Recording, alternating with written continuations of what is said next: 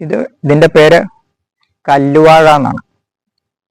കല്ലുവാഴ എന്നും പറയും, മലവാഴ എന്നും പറയും. ഇത് സാധാരണ വാഴയുടെ ഉപയോഗമല്ല, അതിനൊക്കെ വളരെ വ്യത്യസ്തമാണ്. സാധാരണ അധികം കണ്ടുവരുന്നത്, അല്ലെങ്കിൽ ഇതിന്റെ ജന്മം പറയാനൊക്കെ മലയിടുക്കുകളിലും കരിമ്പാറകളുടെ മുകളിലുമായിട്ടാണ്. അതുകൊണ്ടാണ് കല്ലുവാഴ, മലവാഴ എന്നൊക്കെ പറയുന്നത്. ഇതിന്റെ വലിയ വലിയ വാഴയാണ്. ഒരുപാട് വലിപ്പം വരും. വലിയ കൊലയായിട്ടും, കൊല കാണാൻ നല്ലൊരു പ്രത്യേക മറ്റു വാഴയിൽ നിന്നും വ്യത്യസ്തമായിട്ടാണ്. ഇത് ഞാൻ കൊലച്ചു കഴിഞ്ഞാൽ അതിനെ പറ്റിയിട്ട്, ആ കൊലയെ പറ്റിയിട്ട് ഒരു വീഡിയോ ഇടാം. ഇതിപ്പോ കൊലക്കാറായിട്ടില്ല.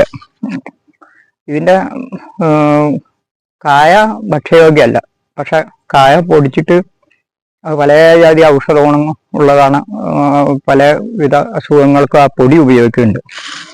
പിന്നെ ഇതിന്റെ ഒരു പ്രത്യേകത, വേറെ ഒരു മറ്റു വാഴയുന്ന ഒരു പ്രത്യേകത എന്താ പറയാനുള്ള വെച്ചാൽ, ഇത് എല്ലാ വാഴകളും അതിന്റെ കണ്ണ് വെച്ചിട്ടാണ് ഉണ്ടാവുക. അതിന്റെ വിത്തായിട്ട് മുളച്ച് കന്നുകളായിട്ടാണ്. ഇത് ആ കായയിലുണ്ടാവുന്ന വിത്ത് പാവിയിട്ടാണ് ഇതിന്റെ വംശവർദ്ധന നടത്തുന്നത്. അതാണ് മറ്റു വാഴകളിൽ ഒരു പ്രത്യേകത ഇതിന്.